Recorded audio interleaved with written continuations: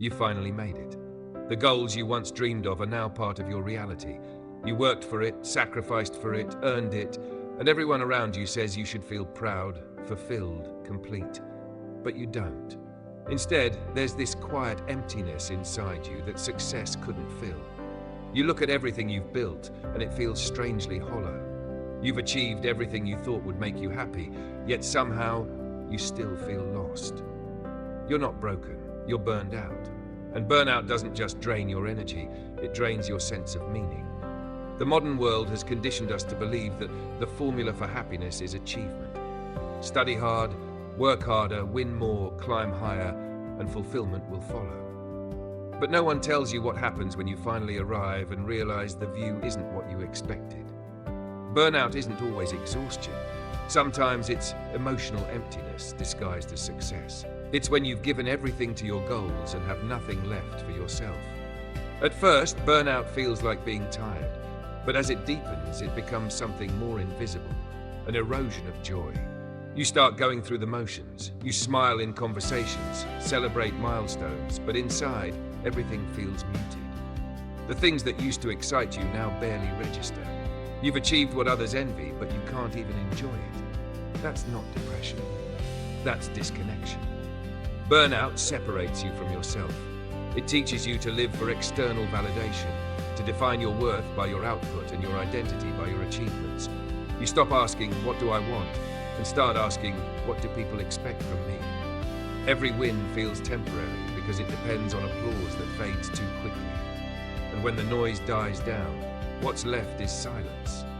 An unsettling one that forces you to face who you've become when you're not busy performing. You see, burnout isn't just a physical condition, it's an emotional imbalance. When your effort constantly exceeds your nourishment, when you give more than you receive, chase more than you feel, you start to deplete the emotional energy that makes life meaningful. Success built on stress isn't sustainable. It eventually turns joy into duty, creativity into fatigue, and passion into pressure. Psychologists call this emotional exhaustion, a state where your brain and heart can no longer generate genuine engagement. You don't care less because you're lazy. You care less because your internal battery has been drained by years of overextension. The reward centers in your brain lose their sensitivity to pleasure. Even when good things happen, your mind struggles to feel them. You begin to live in a flat emotional landscape, functioning but unfulfilled. The most dangerous part? You can look completely fine on the outside. You show up, meet deadlines, perform well, but it's like watching your life through glass. You can see it, but you can't touch it. The gap between who you appear to be and how you truly feel keeps growing until pretending becomes exhausting too. That's the emotional cost of burnout. It robs you of authenticity. But here's the truth that burnout hides from you. The emptiness you feel isn't proof that you failed. It's proof that you've outgrown the version of success you were taught to chase. You've reached the top of a mountain that was never truly yours. That realization isn't defeat, it's awakening. So what now? How do you move from emptiness back to meaning? First, stop trying to fix burnout with more achievement. You can't fill an emotional void with another goal. You've been using success as a substitute for self-worth. You've been trying to earn peace by working harder, but peace isn't a reward, it's a decision. The first act of recovery is to stop running. Stop treating yourself like a project to improve and start treating yourself like a person to care for. That begins with slowing down enough to feel again. Burnout numbs emotion to protect you from overload, but healing requires you to reconnect with what's real. That might mean sitting in silence, journaling, or even crying for the first time in months. It might mean admitting you're not okay, and that's perfectly human.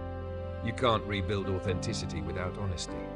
Next, you need to redefine what success means for you, not what it means for society, your family, or your industry, but for you. Ask yourself, what do I actually want my life to feel like? Not what do I want to accomplish, but what do I want to experience? When you measure success by feeling instead of outcome, you start building a life that supports your emotional health instead of sacrificing it. True fulfillment doesn't come from constant achievement, it comes from alignment. It's when your work, relationships, and habits reflect your deepest values. You don't have to quit everything and move to a cabin in the woods. You just have to start bringing intention back into your everyday choices. Say no to things that drain you, even if they impress others. Say yes to what nourishes you, even if no one notices. You also need to rebuild your emotional capacity by restoring the mind-body connection. Burnout traps you in your head. It disconnects you from your body's signals. You ignore fatigue, tension, and hunger until your body starts shouting. Begin healing by tuning back in. Move your body gently. Walk, stretch, breathe. Eat meals slowly, not in between emails. Let your nervous system relearn that rest is safe. Connection is another powerful antidote. Burnout isolates you because you think no one else will understand. But the truth is, so many people are silently suffering in the same way. Talking about it doesn't make you weak, it makes you real. Share your story with someone who listens without judgment. Let yourself be seen beyond your achievements. Vulnerability is how you reconnect to humanity, yours and others. Creativity also heals emotional exhaustion. When you create for no reason, paint, write, garden, sing, you remind your brain that joy doesn't need justification. You reconnect to curiosity, playfulness, and wonder, the things burnout suppresses. Don't create for results, create for relief. You'll be surprised how quickly color returns to a life that felt grey. And most importantly, practice self-compassion. Burnout often grows from perfectionism, the belief that you must do everything right to be worthy. But the human heart was never designed for perfection.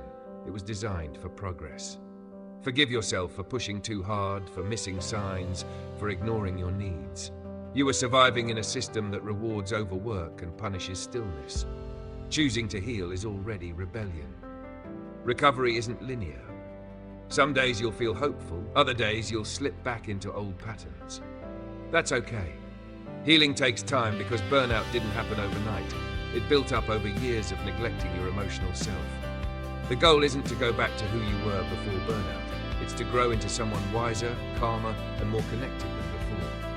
One day, you'll wake up and feel something you haven't in a long time. Peace. Not excitement, not adrenaline, but a quiet contentment that doesn't depend on doing more. You'll find joy in simple things again.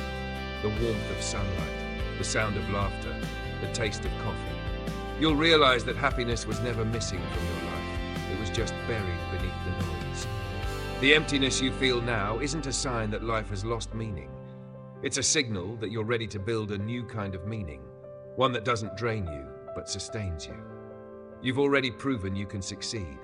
Now it's time to prove you can feel again. Thank you for watching this video on Think Fresh Daily.